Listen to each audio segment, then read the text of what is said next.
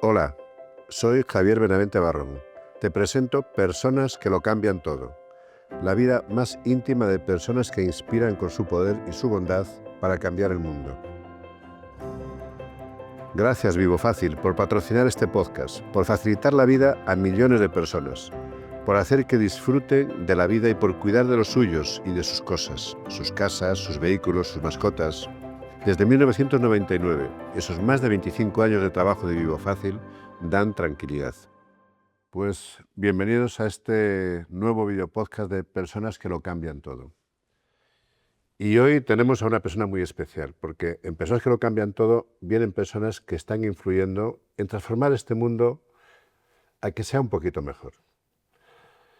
Y hoy tenemos a una persona que ha estado recorriendo el mundo y haciéndonos ver a los demás a través de su objetivo la cruda realidad que tenemos en el mundo. Una persona que a través de su cámara pues ha intentado acercar allá donde hay dolor aquellas personas anónimas o situaciones que nadie ve y que él ha querido pues hacer que las personas, el mundo, se entere de lo que ocurre allí a través de su objetivo. Y él es Álvaro Ibarra Zabala, una persona que ha recorrido más de 40 países, que sus fotografías han estado en portadas de New York Times, de Vanity Fair, de CNN, de muchísimos lugares de este mundo, que tampoco conoce o es conocida por mucha población, pero que sus fotografías son de las mejores que hay en nuestro mundo. Él es Álvaro Ibarra Zabala y vamos a conocerle un poquito más. Bienvenido, Álvaro, a este video podcast. Pues muchas gracias, Javier. Creo que te has pasado 3 pueblos en la introducción, no soy tan importante y uno hace lo que puede. Bueno, vamos a verlo, si nos hemos pasado o no. Yo creo que no. Yo creo que nos hemos quedado muy cortos. Bueno. Ojalá hubiera muchas más personas en este mundo que sean tan sensibles a la cruda realidad que vivimos en el mundo y que es capaz, bueno, pues de poderlo trasladar a los demás. Pero hoy no vamos a hablar de fotografía ni de fotógrafo. Vamos a hablar de la persona que está detrás de ese gran fotógrafo. Y yo le pregunto a Álvaro, ¿quién es Álvaro Ibarra Zabala? Un tío normal de Bilbao que simplemente pues vive, quiere vivir la vida con coherencia y sobre todo esa coherencia para mí es el éxito. Yo desde pequeño siempre he aprendido la vocación de servicio, es algo que lo llevo desde la infancia y bueno, pues no me doy más importancia a la que tengo y no es una falsa humildad, sino yo creo que realmente soy una persona normal y corriente. Pero, ¿qué emoción o qué herida o qué causa te influyó a ti en levantar por primera vez una cámara y empezar a enseñarnos el mundo? Yo la verdad que tuve la suerte de nacer en una familia que nunca faltó de nada, de empresarios, pero que vivimos la vida de una forma compleja, ¿no? Yo tuve una infancia tremendamente compleja, afectada por la violencia del terrorismo de ETA, por un lado, y por otro lado por el boom de la heroína que se llevó por delante a tantas vidas de esa generación que correspondía a mis padres, a mis tíos, ¿no? Entonces, bueno, yo dejé de ser niño a una infancia muy corta. Nunca se me olvidar, en las Navidades estábamos preparando una obra de teatro y bueno, pues de la noche a la mañana todo saltó por los aires y la heroína entró, por decirlo de una manera, en el núcleo familiar, llevándose a todo por delante a través de los hermanos de mi madre. Y esa infancia idílica se corta de sopetón, te das cuenta de que tienes que asumir responsabilidades, dejar de ser un problema, arrimar el hombro, ocuparte de tus hermanas, ocuparte de tus primas. Era un chaval complejo, evidentemente por una infancia compleja, también tuve que salir fuera de España pues, por motivos evidentes, por las amenazas de ETA. A mi familia pues, decidieron que lo mejor era que yo también estuviera en un internado durante una temporada y gracias a Dios pues, mi abuelo vio que yo tenía una sensibilidad quizá especial y había que canalizarla de alguna manera y me metió en el mundo de la fotografía porque a él le encantaba era dentro del padre de mi padre, era el único al que le permitía meterse en su colección de revistas, libros, entrar al cuarto oscuro. Y en vez de ser el niño de la pelota, el niño que jugaba al baloncesto, pues me convertí en el niño de la cámara que simplemente buscaba entender o comprender lo que le tocaba vivir y por qué pues, ser humano era experto, por decirlo de una manera, en destruir aquello que más quiere, que es el amor, es la vida, es la familia, etcétera, etcétera, etcétera, etcétera. El ser humano somos los que destruimos todo eso. Bueno, el ser humano yo creo que es una especie compleja, es apasionante. Somos capaces de lo mejor y de lo peor. Y yo creo que yo como fotógrafo y como ser humano lo que quiero es entenderlo. Sobre todo también entender el mundo que me ha tocado vivir, la época que me ha tocado vivir. En casa siempre he mamado desde la infancia la importancia de saber de dónde uno viene, para saber hacia dónde uno quiere ir. El respeto por lo que han dejado los que te precedieron y sobre todo no vivir de ellos, sino seguir construyendo, siempre construir valor.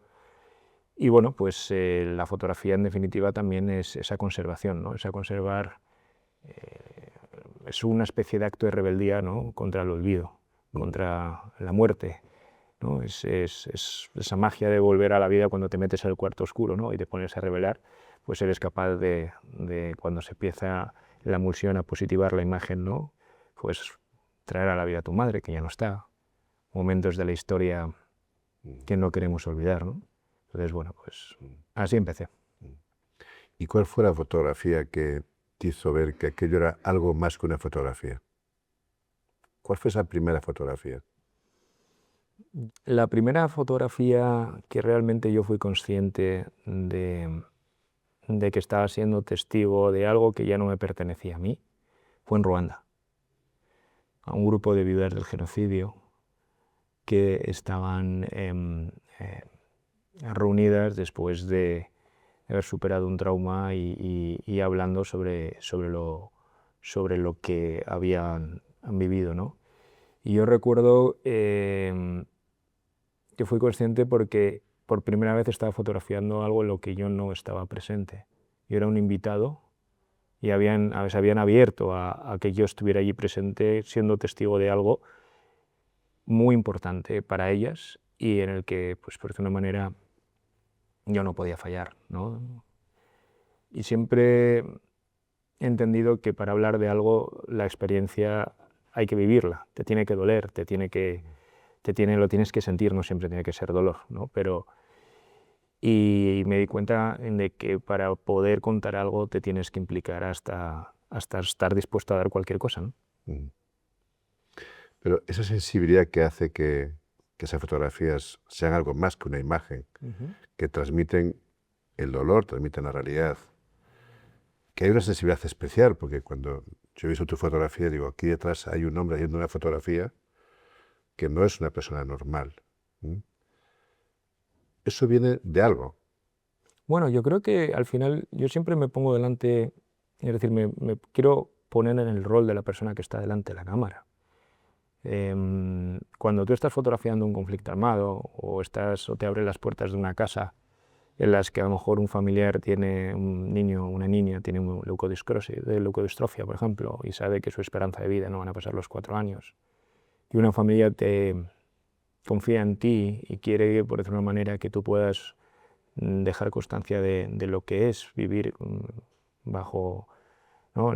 Sabiendo que tu hijo va a morir siendo un bebé, que no hay cura, que podría haber, bueno, toda la realidad que gira en torno a eso, te das cuenta que podía ser tú.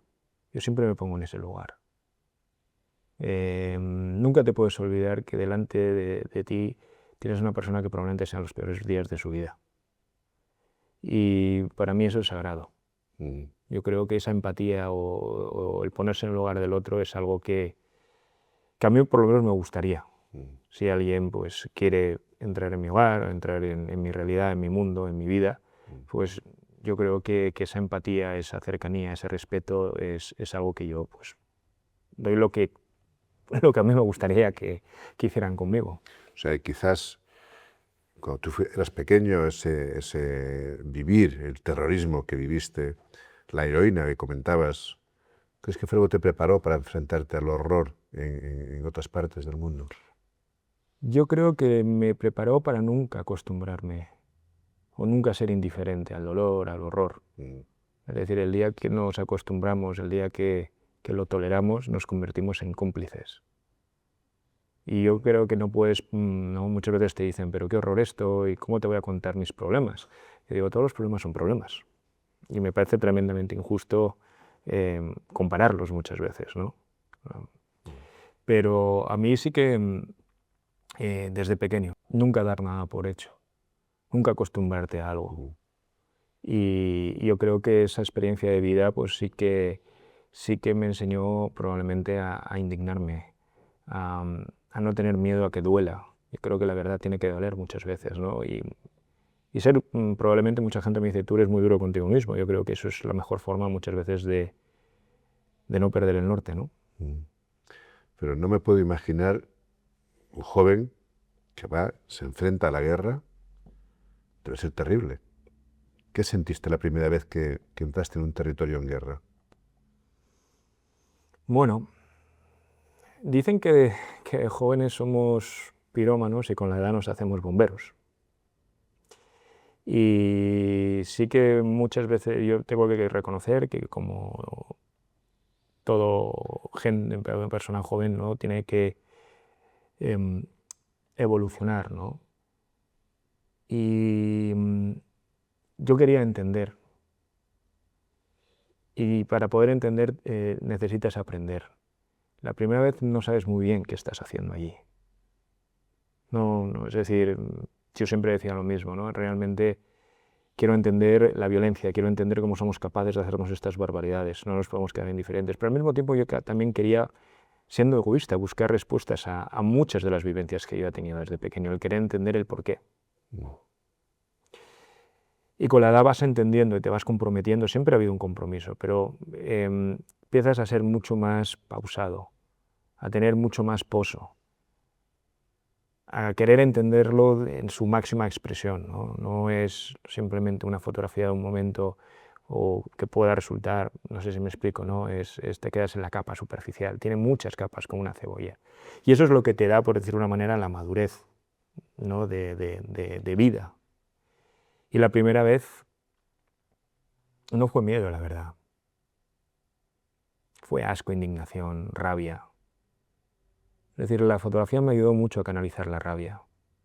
La rabia frente a la injusticia, la rabia frente a aquello que destruía. Nunca pude entender, y aún me cuesta entender, cómo somos capaces de destruir tanto y al mismo tiempo hacer cosas buenas, ¿no? Pero digamos, esa primera fase sí que estuvo marcada mucho por rabia, odio, e intentar encontrar respuestas, ¿no? El por qué estábamos aquí. Pero, y con todo ese dolor que recoges, que impactas al mundo, tú como persona, ¿qué haces con él? Pues cuando ves lo que ves, sientes mucho dolor, sientes impotencia. ¿Qué haces con todo eso? ¿Te lo guardas? ¿Cómo te lo guardas? No es que te lo guardes, es decir, yo creo que suena un poco masoca, no sé si es el término correcto, pero para mí no olvidar es importante. También nos recuerda y nos pone en nuestro sitio en la vida, ¿no? El centrarte, el darte cuenta y el valorar las cosas, el respetar, el disfrutar del presente, ¿no? Y muchas de mi familia son médicos. Yo tengo una de mis hermanas, concretamente, es una de las mejores neonatólogas del mundo, y no lo digo porque sea mi hermana, también, pero es un hecho objetivo, ¿no? Y le salvó la vida a mi hija pequeña. Recién nacida, mi hermana me miró y me dijo, despídete porque no sé si va a salir. Que tu hermana te diga eso y se ocupe un familiar de la hija de tu hermano, están hechos de otra pasta. Yo sé que mi hermana habrá perdido muchos niños. Al final es un tema sabes hasta dónde puedes llegar. Y yo creo que lo importante es darlo todo y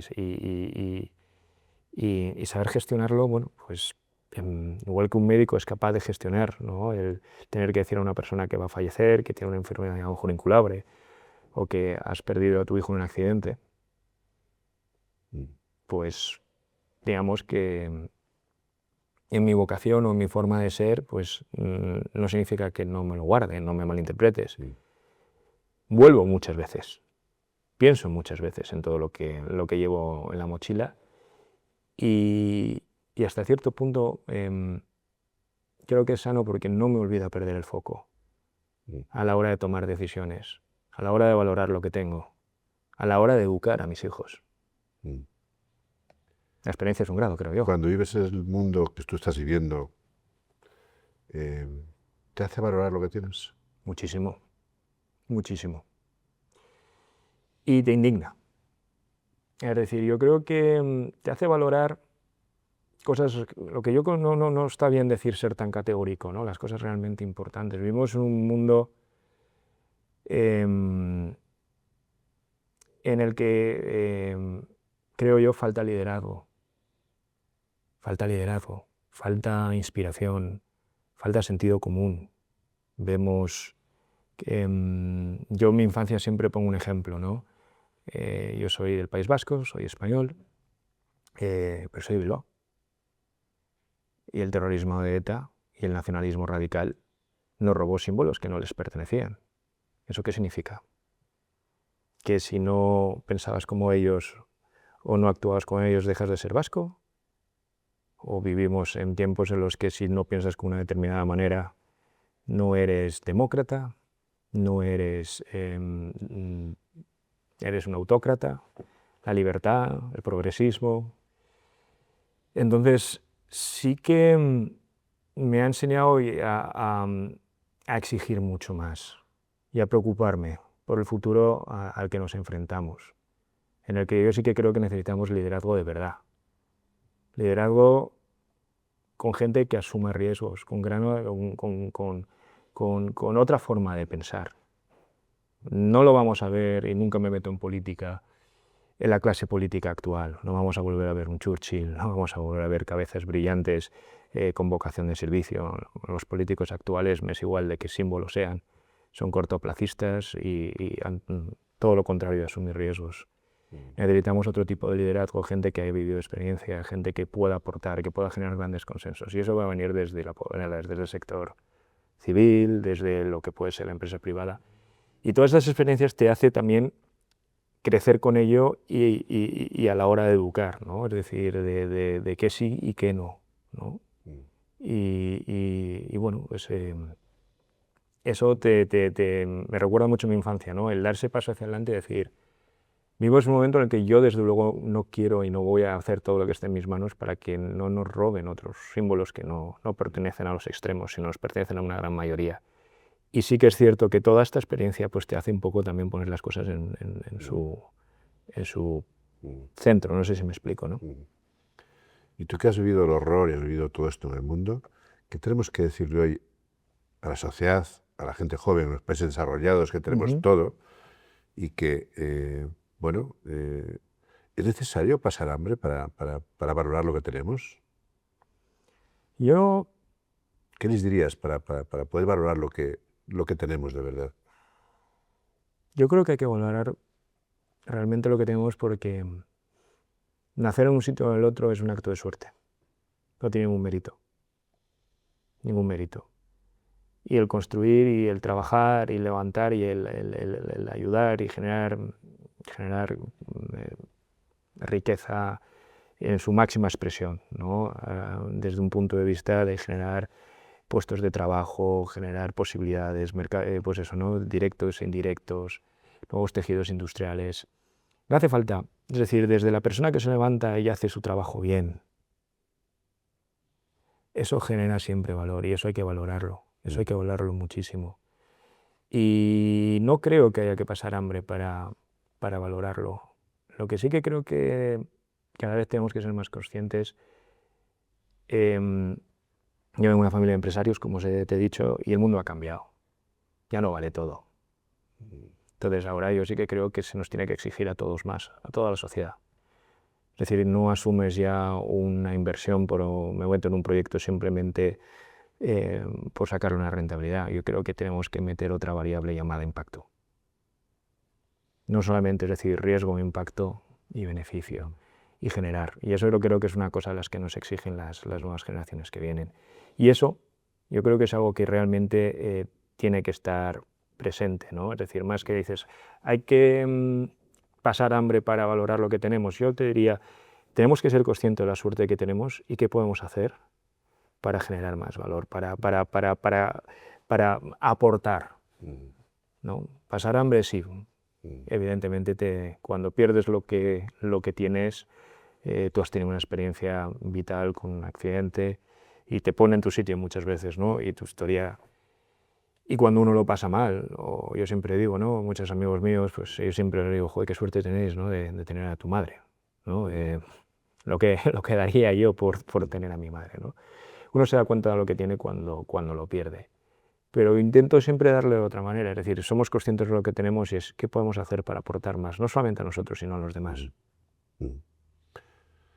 Sé con el tema de la empresa, y estoy muy de acuerdo contigo, que las empresas tenemos la capacidad, los medios, yo diría que también la obligación de transformar este mundo a un poquito mejor, porque tenemos todas esas capacidades, que podemos impactar y transformar el entorno y el mundo. Pero, ¿qué hay que hacer para convencer a las empresas de que eso les aporta realmente diferenciación, competitividad, posicionamiento y liderazgo, en definitiva? ¿Qué hay que hacer para ello? Yo realmente creo, y siempre que me preguntan en relación a esto, yo digo una cosa, no podemos contar con el liderazgo que en su día conocimos, a lo mejor en el estamento político, en la clase política. Es decir, esta tostada solamente la vamos a sacar adelante la sociedad civil en su conjunto y protagonistas claves la empresa privada. Y no podemos permitir que ese cortoplacismo que vemos en el sector público y sobre todo en el ámbito político, que se adueñan determinadas causas, símbolos que nos pertenecen a todos y los estrechan. El cambio climático, la revolución industrial que estamos viviendo, nos afecta a todos y todos podemos tener un enfoque muy amplio. La empresa privada tiene que dar ese paso y trabajar por y para ello. No permitir que determine qué hay que hacer el segmento público para que la clase política. Sin ir más lejos, el tema Gaza. ¿Quién no está en contra de la barbaridad que está ocurriendo a día de hoy en la Franja de Gaza? No podemos permitir que 4 gatos se adueñen de lo que pensamos todos, por decir una manera, una horquilla de pensamiento mucho más amplia. Eso no lo va a hacer, desde mi humilde punto de vista, el sector político. Eso lo tiene que ser el sector civil, la empresa privada. Y los únicos que pueden sacar esto adelante con su liderazgo y sin complejos. Si una empresa cree en algo, cree en la revolución industrial con la descarbonización, cree en invertir y trabajar para generar oportunidades, por decirlo de una manera, en el ámbito rural.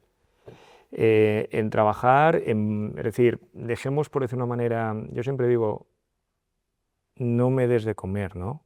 Enséñame, dame una caña para que yo pesque, ¿no?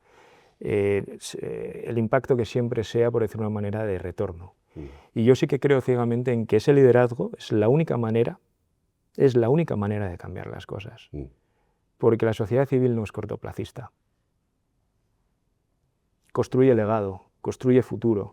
Y las generaciones nuevas, hoy venía escuchando en la radio que decían, ya me he perdido, ¿no? Los baby boomers, los llamaban los boomers, yo soy generación X, luego vienen los millennials, luego vienen los Zetas. Entonces, la generación Z decían, bueno, es que, ¿por qué tengo yo que vivir peor de lo que vivían mis padres, tener tantos problemas que ellos no tuvieron? Tuvieron otros, pero es cierto, perdón por la expresión, que los que vienen ahora por atrás lo tienen muy jodido.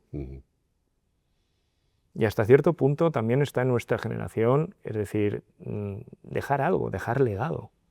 Mi generación es una generación que ha heredado de tu generación la libertad, la democracia, el poneros de acuerdo, el entrar a la Unión Europea, el boom económico de España, el aprender a decir no a la violencia en la lucha contra ETA.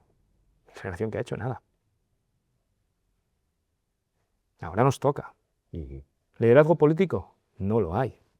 Y no entro en política, no voy a decir que no. Es decir, yo creo que vivimos un momento en el que necesitamos inspiración en empresas, perfiles, que realmente tengan, por decirlo de una manera, esa autoridad por hechos consumados, de compromiso, de vocación de servicio, que sean los que realmente levanten, construyan y enseñen y generen oportunidades para las siguientes generaciones. Sí, además yo creo que los consumidores también reconocen a las empresas que causan impacto positivo en la sociedad, bien a nivel social o bien a nivel medioambiental. Y eso es quizás el arma más potente para transformar, que las empresas van a poder influir porque los consumidores, a través de su compra, exigen a cada empresa pues, que sea un poquito mejor y más transformadora en positivo. ¿O dónde deciden trabajar?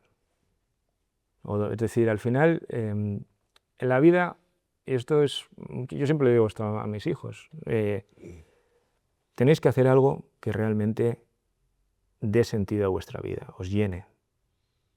Generar impacto, en el sentido de dejar algo que merezca realmente la pena. Yo muchas veces con mi hijo tuve una crisis de ansiedad hace 2 años por una situación muy compleja que nos tocó vivir en Ucrania y bueno, pues se puso tremendamente nervioso. A mi padre lo van a matar, en el colegio todo el mundo preguntando por su padre y bueno, me tocó gestionarlo y como le dices a tu hijo, bueno, pues tuve que tener una conversación de adultos. Y dije, mira hijo, es cierto que pues yo me subo a un avión, voy a sitios complicados y existe la posibilidad de que no vuelva, pero también existe la posibilidad de que mañana me detecten un tumor en la cabeza, como le acaba de pasar a un amigo mío, y te dan 3 meses de vida, o tener un accidente de coche. Es decir, hay que vivir el presente.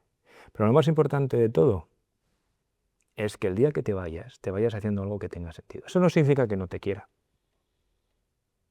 Yo te quiero educar con el ejemplo. Tú haz lo que quieras, sé quién quieras ser, siente como quieras ser, ten la vocación que quieras tener, pero sé auténtico.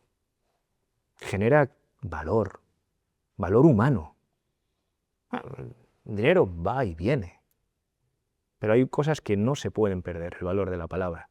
Yo le insisto muchísimo que las palabras tienen un valor cuando se dicen. El valor de los actos, el valor de la personalidad. Tu mayor activo es ser tú mismo, chaval. No seas una copia barata y burda, ¿no? Y eso lo dije, mira hijo, irnos nos vamos a ir todos, pero en esta vida, que por el momento que yo sepa solamente hay una, me refiero física, terrenal, dale sentido, porque morirnos es tan natural nacer como morir. Darle sentido a la vida. ¿Para ti qué es darle sentido a la vida?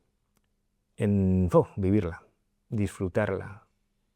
Y me refiero a disfrutarla, suena un poco a contradicción haciendo lo que hago, ¿no? Pero quiero entendernos, quiero entender el tiempo que me ha tocado vivir, no quedarme indiferente, generar diálogos, hacer sentir a la gente. Mucha gente a mí me pregunta, ¿el éxito? ¿Qué? World Press Photos, Pulitzers, ¿qué más me da? Eso no sirve para nada. Es cambiar la vida a la gente. Es tratar con cariño a la gente. El pararse un segundo y dedicarle el tiempo que se merecen. El respeto, el ver a tus hijos crecer, eso es el éxito. Eso es el éxito. Cuando estás con un proyecto y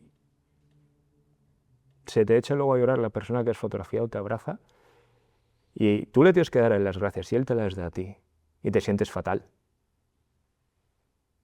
Pero es decir, has aportado algo, ¿no? Eso para mí es mi sentido en la vida es desde pequeño lo mamé. la vocación de servicio, no sé, tú lo haces, que no te lo puedo explicar, ¿no? Pero cuando haces esa fotografía que ves que está removiendo la conciencia de millones de personas, que imagino que te sientes realizado porque sea tu objetivo, ¿no? Transmitir a través de esa imagen ese sentimiento que influya en sensibilizar para poder transformar, ¿no? Siempre pienso, y no es un cliché lo que te voy a decir, que ojalá eso no ocurriera. Más claro no te puedo ser, más claro agua. El COVID fue una experiencia muy personal por una razón muy sencilla. Generalmente yo siempre viajaba fuera y volvía. Y mira que me involucro, pero por decirlo de una manera tenía mi cuarto trasero de seguridad cuando vuelves a casa. Con el COVID, todo mi mundo, todo mi entorno se convirtió en fotografiable, para que nos entendamos, ¿no? Mi vida se convirtió en algo que empezaba a ser en primera persona. Ya no miraba solo hacia afuera, sino también hacia adentro. Cuando estoy fuera también miro hacia adentro, pero me lo guardo para mí, fotografiándolo de otra manera. Y cuando estás mirando hacia afuera, tú no das tu punto de vista, tienes que ser invisible. Pero con el COVID, un poco como los esquemas se me rompieron. Y volví a los 18 años, es decir, me cabré, y perdón por la expresión, me agarré un rebote, pero no te puedes imaginar, cuando me dijeron que no podía. No, eso no se puede hacer. ¿Cómo? No, eso es que a lo mejor la sociedad no está preparada. Es que eso es demasiado duro. Yo dije, toda clase de color político. ¿Quién coño os creéis vosotros para decir qué puede y qué no puede ver la sociedad en su conjunto? Somos lo suficientemente maduros para decidir y sacar nuestras propias conclusiones. Estamos ante la mayor amenaza que ha vivido el ser humano desde la Segunda Guerra Mundial. Podemos desaparecer. Te recuerdo los primeros días que nadie sabía. Y fue otra vez volver a esa rabia de la infancia. Y ahí sí que se generó un movimiento en torno a chats que había secretos entre médicos que me iban pasando de un sitio a otro, y me convertí en el fotógrafo, amigo de tal, y me abrieron puertas que me permitió, y sobre todo el ver que la gente, es decir, era consciente de lo que estaba ocurriendo y generaba conciencia de lo que se estaba viviendo y que no valía todo. No sé si me explico. Esa sí que fue una experiencia en la que sí tuve una sensación de que en un sentido veo que hay cambio, ¿no? Veo. Y Álvaro, ¿cuál ha sido el momento emocional más duro que has documentado? ¿Sabías que 3 de cada 4 trabajadores de los servicios centrales de Vivo Fácil son personas con discapacidad? Pues sí, ellas son precisamente los motores del cambio. Y Álvaro, ¿cuál ha sido el momento emocional más duro que has documentado? Muchos. Muchísimos. ¿El que más? Es muy difícil el poner uno en concreto.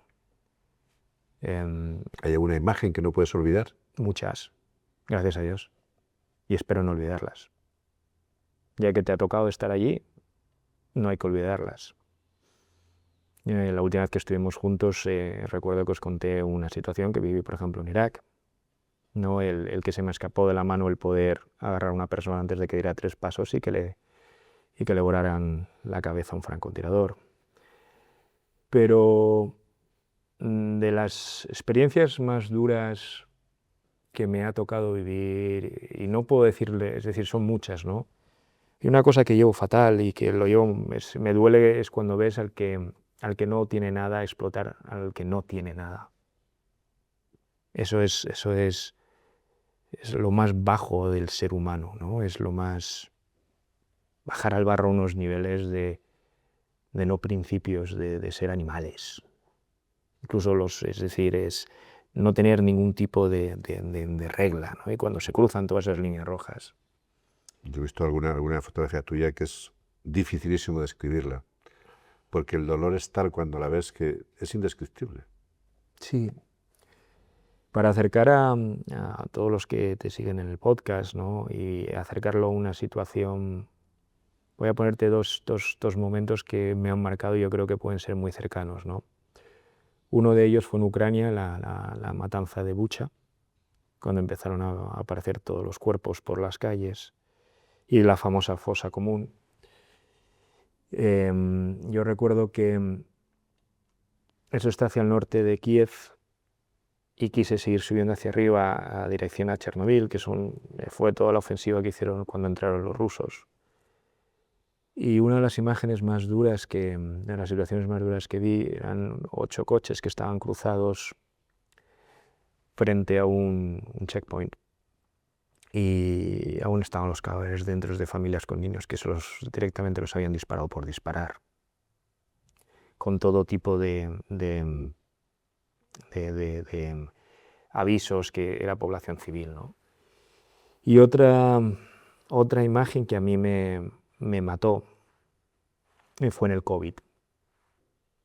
Fue en el COVID, de hecho, dos me marcaron muchas. Una concretamente de un señor que estaría en torno a sus 70, 68, 73, que cuando entramos en la casa con los médicos del SUMA, nos gritaba que no entráramos, por favor, que no quería contagiarnos, que le dejáramos morir, que teníamos una vida por delante. Y el hombre estaba tirado en el suelo, sin poderse mover, todo lleno de sus excreciones, una situación de estas. Y él lo único que quería era que no arriesgáramos su vida por él. Y también en el COVID, en un pueblo no voy a decir el pueblo porque me comprometí nunca a decir la localización, de Castilla-La Mancha, ¿vale? Eso es muy general. Estaban llegando camiones llenos de cetros, uno detrás de otro, y yo entré con ellos, autorizado, como digo yo, vía esos chats, una especie de nave en un tanatorio, en el que a lo mejor habría 6 alturas de ataúdes. Y yo recuerdo que los ataúdes llegaban de Madrid, iban todos con papeles, pero iban pegados como podían.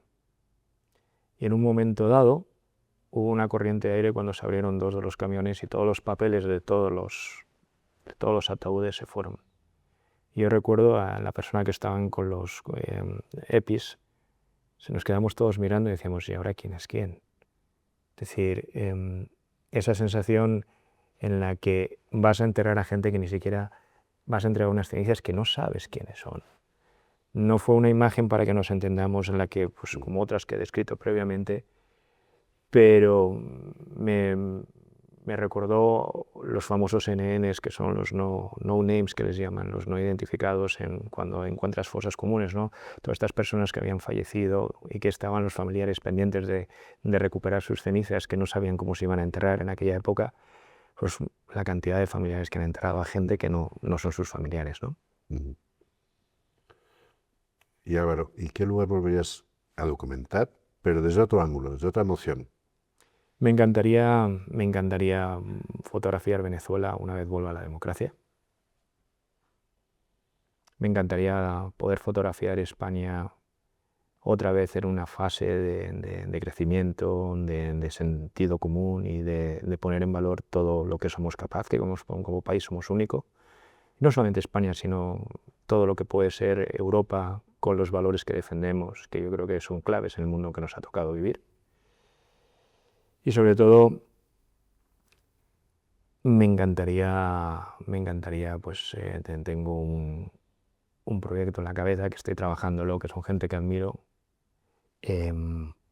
como referentes un poco, ¿no? de valores en positivo.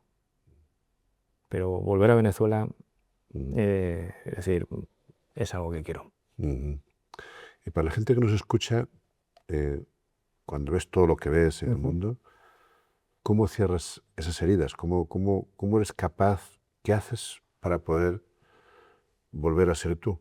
Siempre soy yo. Y además, la vida parece que solamente tiene que ser todo alegrías. Las alegrías vienen de la experiencia y yo creo que somos lo que hemos vivido y yo soy quien soy gracias a todo lo que me ha tocado vivir. Yo recuerdo, mi madre tuvo que enterrar a todos sus hermanos y estuvo muy sola, con el apoyo de mi padre, evidentemente, ¿no? Y yo recuerdo vivir con mi madre situaciones que es no ver entrar a la casa de tu hermano cuando él sabíamos que había muerto y encontrarte, pues te puedes imaginar, ¿no? El panorama de un piso, un narcopiso, como lo quisiéramos denominar, ¿no? Pero había uno de los hermanos que mi madre le tenía mucho cariño, que cometió un error que pagó toda su vida, que fue caer en el mundo de las drogas como nosotros, pero yo con Gonzalo tenía una relación también muy especial. Yo ya era mayor, yo tendría mis 20, 21, y había empezado ya a viajar por el mundo mucho antes, a los 18, 19, como fotógrafo, ¿no? Pero recuerdo que le dije: Gonzalo, deja de pedir perdón. Es decir, no sé si esto te va a quitar un peso de encima, pero en gran parte soy lo que soy a día de hoy gracias a tu experiencia de vida. Es decir, de un error tuyo hemos sacado algo en positivo. A mí me has enseñado muchas cosas en la vida. Y una de las cosas es que hay que aprender a perdonarse y pedir, es decir, y ya, tú ya has pagado tu penitencia, macho. En paz. Yo, desde luego, sé qué es lo que no quiero. Sé lo que es perderlo todo. Sé lo que es que te marginen. Sé qué es lo que te echen de tu propia casa. Y eso es una lección de vida que me has enseñado tú. Y en ese sentido, pues yo, de mis errores, que son muchos, he aprendido más que de mis aciertos, que son pocos.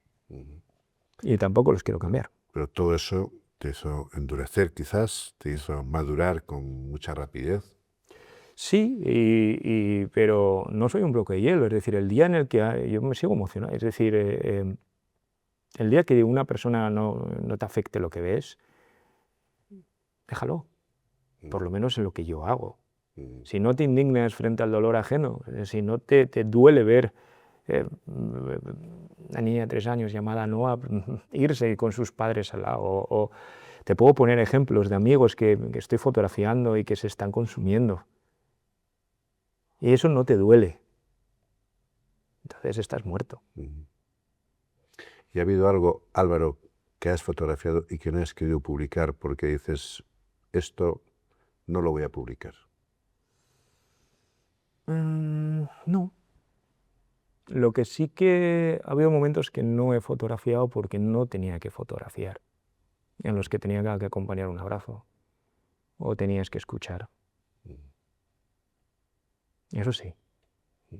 Es decir, yo creo que un buen fotógrafo es, más allá de observar, es saber escuchar. Yo disparo muy poco. Escucho, hablas, entiendes. Yo creo que para poder necesitas entender.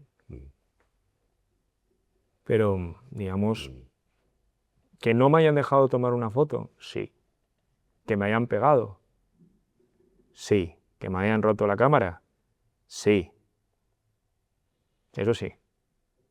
Pero de forma voluntaria es lo que te he comentado. Y después de todo lo que has vivido por el mundo, por los sitios más especiales en el sentido de dureza, ¿sigues pensando en la bondad del ser humano? ¿Sigues creyendo en la bondad del ser humano?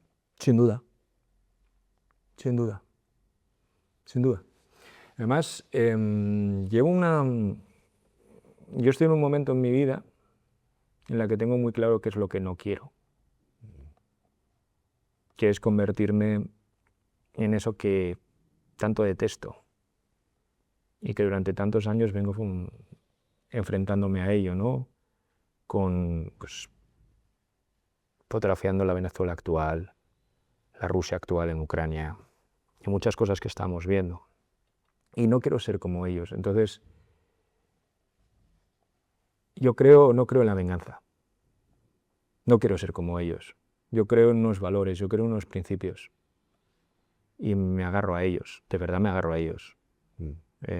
Mira que he visto barbaridades, he visto ejecuciones, pero no, es decir, no creo en la venganza, no creo en el odio, aunque lo he visto y he odiado. Pero sí que creo que estoy en una fase en mi vida en la que no quiero ser ellos, no quiero ese espacio en mi vida. He visto cosas que me hacen tener fe en el ser humano, muchas, muchísimas de hecho. Y no... Somos una especie tremendamente compleja, fascinante, que nos podemos odiar, nos podemos amar, pero yo creo que la sociedad española tenemos un ejemplo reciente muy... Yo me emocioné. De hecho, yo me senté y estuve como media hora observando lo fácil, emocionado. Fue en Valencia, con la Dana. Yo recuerdo nada más llegar, el día primero de la mañana, estaba cruzando Papa y Porta y había un ejército de jóvenes, de población civil, que se echaron a la calle, y además de forma voluntaria. Y había hordas, hordas y hordas. Y dices, joder. Y a eso me agarro siempre. Y de esas, pues, se ven. Y muchas. Lo que no quiero es lo opuesto. No creo en la venganza, no creo en la violencia, no creo en el odio. La vida es suficientemente corta. Si te dedicas a enfrentarte a eso, no te conviertas en eso. No te vayas a los extremos. Y después de tantos disparos que has hecho con tu máquina fotográfica, si tuvieras que elegir una fotografía al mundo que refleje la humanidad, ¿cuál cogerías? Bueno, yo les enseñaría fotos de mi familia. ¿Tu familia? Sobre todo mis hijos, ¿no? Yo creo que es lo que construimos, lo que dejamos. Suena un poco raro, ¿no? Pero es vida privada. Antes me lo comentabas y yo te lo digo de verdad. Es decir, un fotógrafo es invisible.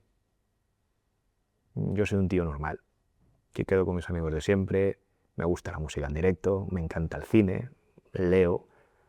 Y dentro del grupo de mis amigos tengo un mote, es decir, hay unos que les llaman gin tonics y a mí me llaman té con pastas, porque soy el tío más aburrido del mundo.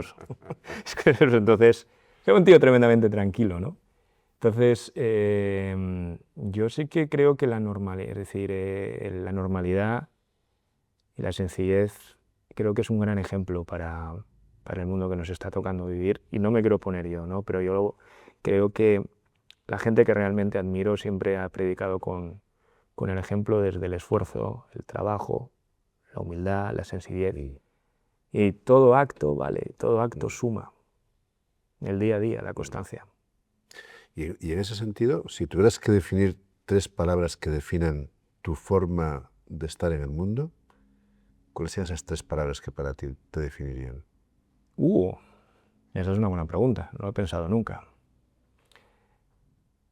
Yo diría amistad. Soy muy amigo de mis amigos. Tengo pocos, conocidos muchos, pero amistad yo creo que es un principio clave. Familia. Yo creo que es la base de cualquier sociedad. Y yo creo que es servicio y bondad, ¿no? Es decir, la vocación de servicio es algo que desde pequeño lo he mamado. Y además, pues el ayudar a la gente sin pedir nada a cambio, no me malinterpretes, es decir, es echar un cabo, ¿no? Desde la cosa más sencilla, pues es... El otro día me pasó y no salía de una comida en Madrid y estaba bajándose de un taxi un señor con una enfermera. Tenía una moto de estas de moverse como podía, ¿no? Entonces estaba el taxista, la enfermera y él intentando sentarse y la gente pasaba por delante, por atrás y nadie se paraba. Decía, joder, vivimos en un mundo en el que no tenemos un minuto para pararnos un segundo y echar un cabo. Pues no te cuento esto para decirte que me paré, pero ese momento de pararte, de estar hablando con un señor que no conocía absolutamente nada, le dije, joder, qué tío más feo se te ha parado a echarte una mano, ya se te podía haber parado a alguien mucho más interesante, ¿no? Y ese vínculo y ese abrazo que luego te da, esas son las cosas que realmente merecen la pena. Creo que una de las claves del éxito tuyo, de haber recibido tanto premio como fotógrafo, ese reconocimiento mundial que tú tienes, la fotografía que viene un poco también, que das por esa humildad que tienes cuando haces tu trabajo. Te doy una frase que leí tuya, igual era alguna frase, que al principio lo has dicho, pero que la voy a repetir, dices, no importa quién hace las fotos, lo importante es que la historia continúe. Yo siempre digo una cosa, que hay que ser coherente.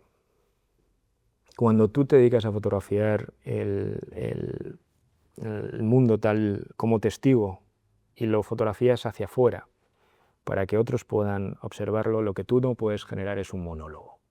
Los monólogos es lo más parecido a una autocracia. Los diálogos para mí es lo más parecido a una democracia. Y me explico. Si a ti, Javier, te pregunto por una canción que te ha marcado en tu vida, si te pregunto a lo mejor una de Bruce, yo qué sé, o de los Beatles, Help, por ejemplo, a lo mejor a ti esa canción te lleva a un momento de tu vida concreto y a mí me lleva a otro, pero hemos sido capaces con una misma canción de generar un vínculo, que para ti significa una cosa y para mí otra. Una buena fotografía, que no es una imagen, tiene vida propia. Cada uno la hace suya, genera diálogos y eso es maravilloso. ¿Quién demonios importa quién la haya hecho? Yo lo que observo no es de mi propiedad. Yo tengo la grandísima suerte, por decir de una manera, de ser testigo, para lo bueno y para lo malo, pero a mí no me pertenece. He leído otra frase tuya, un poco como que ahí denuncias la indiferencia global ante lo que está pasando en ciertas partes del mundo. Y lo leo textualmente, una frase tuya, que dices, la muerte y las violaciones de derechos humanos eran parte de la vida diaria en Darfur. Cuesta creer que después de Ruanda, de los Balcanes, la comunidad internacional no hiciera nada para frenar las matanzas. Cuesta creer que sigamos cometiendo los mismos errores. Volvemos a lo mismo de antes. Es una vergüenza que aún sigamos viendo un Venezuela, un Ucrania, un Gaza, lo que está pasando a día de hoy también en Sudán, en Yemen. Hemos visto lo que no hemos aprendido nada. Después de la Segunda Guerra Mundial, todas las instituciones que se han generado, gobiernos, cada vez vamos a peor. Me es igual, me es igual. Nos está recordando que el olvido y la repetición van de la mano. Van de la mano porque falta liderazgo. Y no esperemos liderazgo desde el sector público, es lo que te he comentado antes, yo ya no creo en ello. La mayor parte de la sociedad en su conjunto nos indignamos ante esto.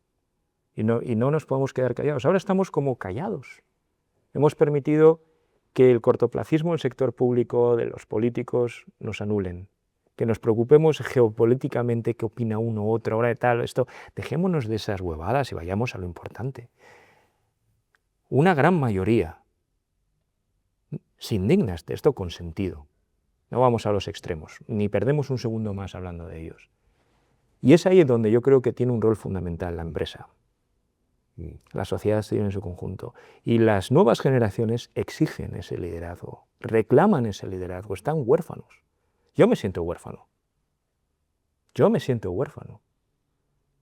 Es decir, sí, yo me indigno, pues creo que la solución empieza a partir de que la sociedad civil dé un paso hacia adelante y que dicen, vale, eso suena muy bien. ¿Quién tiene capacidad?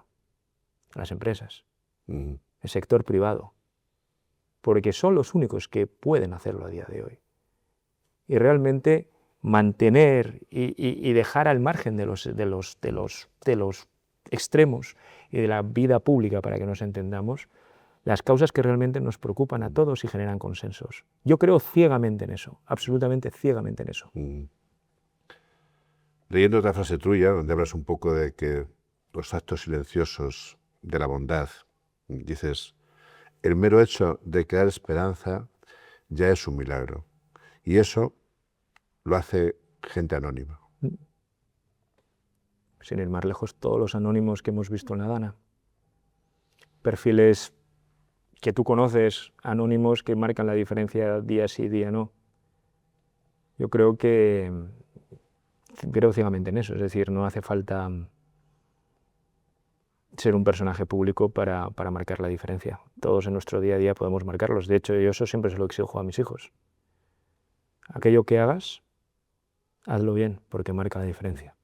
De hecho, en el colegio donde yo estudié y donde va mi hijo, hay una placa inmensa cuando tú sales que dice prepárate para servir, vocación de servicio. Es decir, sale al mundo a servir, de aquí a crear, ¿no?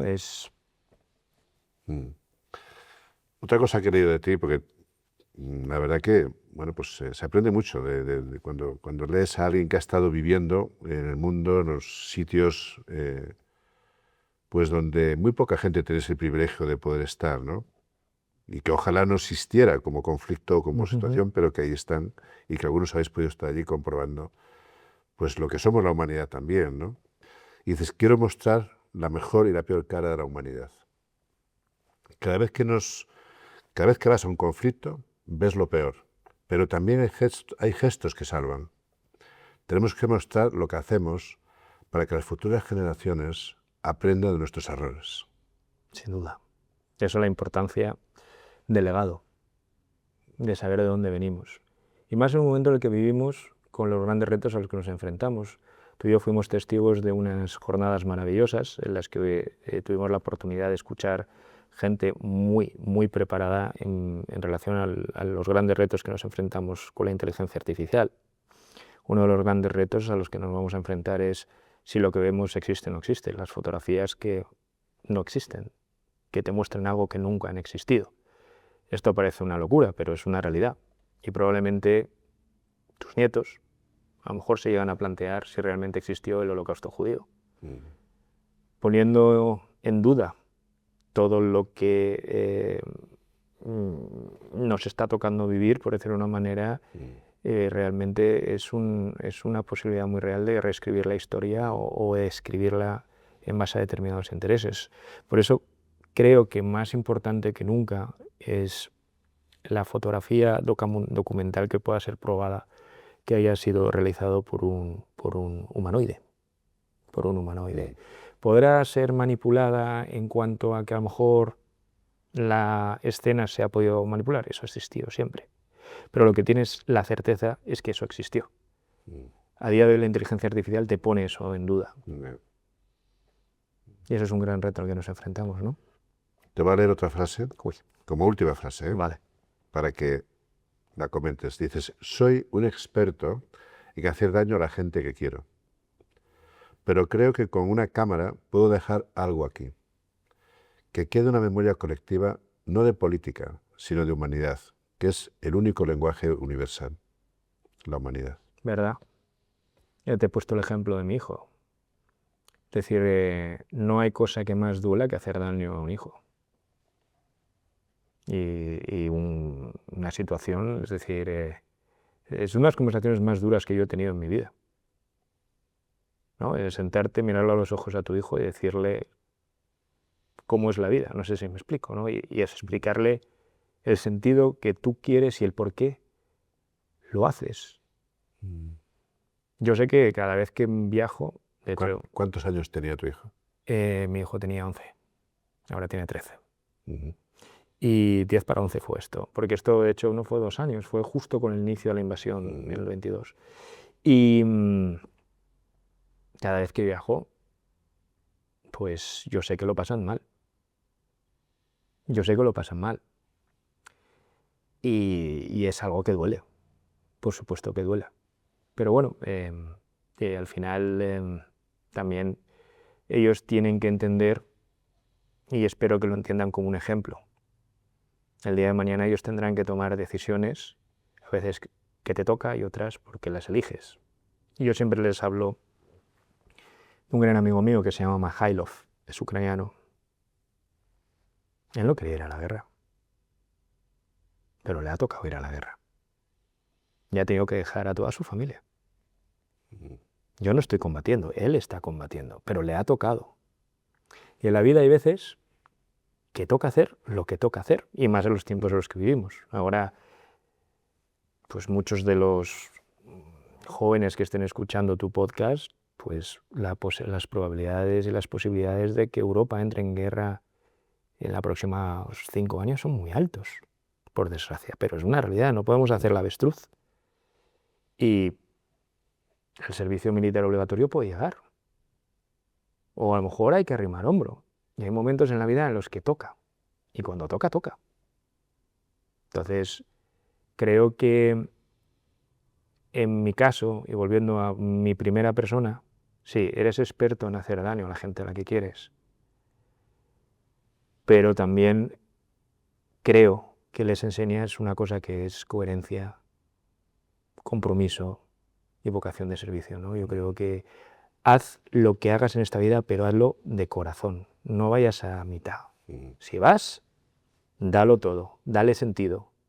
Porque si te vas, entonces sí que tendrás una vida plena. Y yo siempre lo digo. No tengo ningún interés de mañana, por decirlo de una manera, morir. No me malinterpretes, por favor, Javier.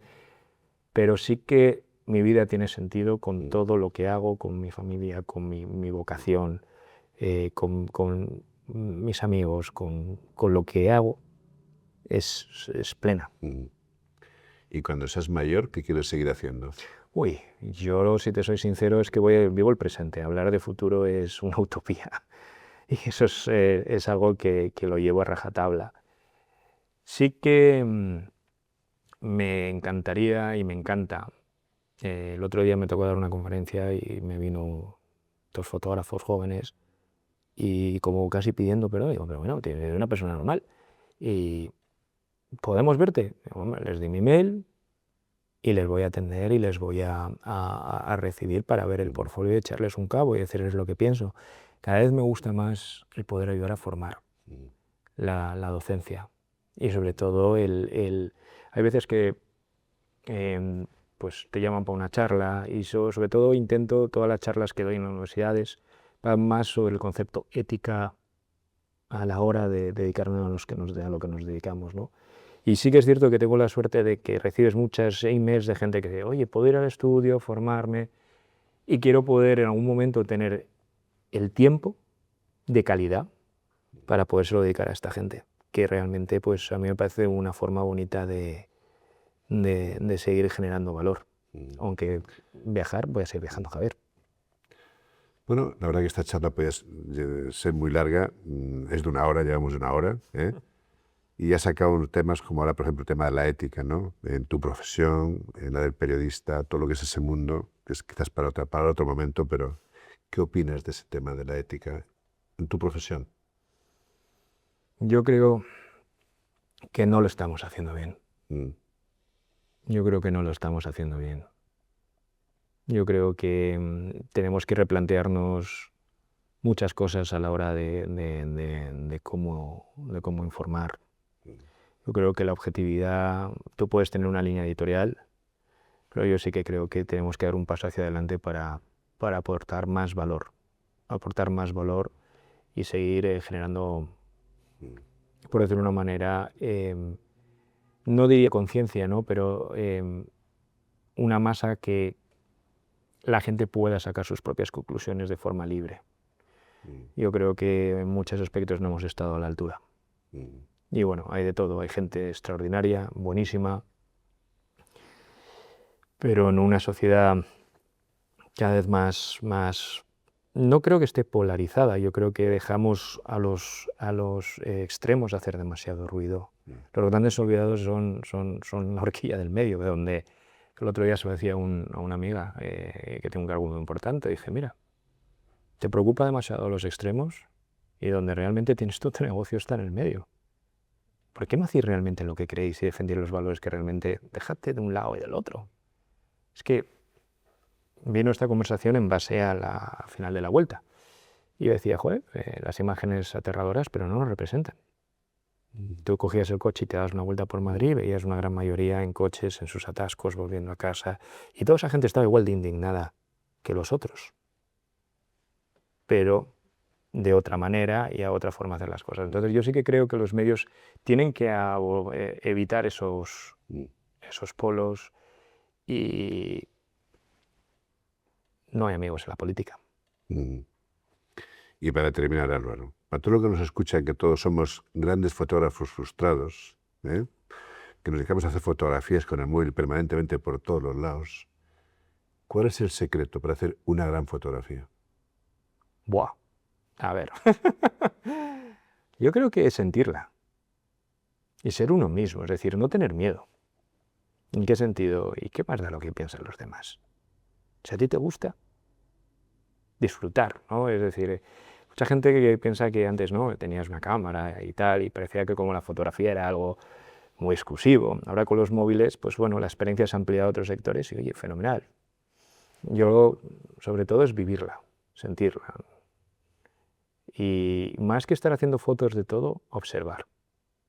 Hay veces que pasamos más tiempo mirando el móvil haciendo fotos que mirando lo que tenemos delante, y la vida nos come y nos pasa por delante, en vez de observar. Y con esto acabo, Javier, pero hace poco me llevé a mi hija, a la pequeña, es una terrorista divertidísima, que la tienes que conocer, o la del medio también, pero esta es tela, tiene 7 tacos.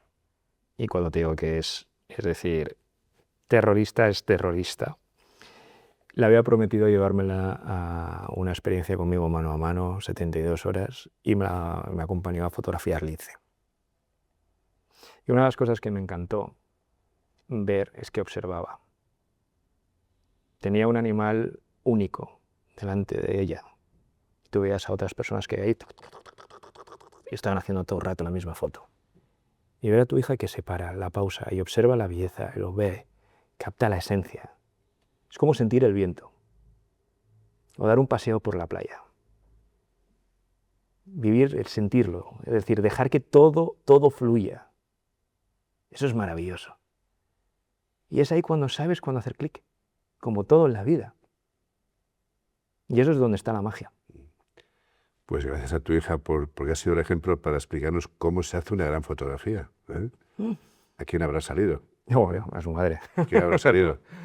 Muchísimas gracias, Álvaro, muchísimas gracias por hacernos ver que a través de ese ojo, de ese objetivo, se puede hacer tanto en el mundo y se puede sensibilizar a tanta gente en el mundo para que veamos todo aquello que es invisible.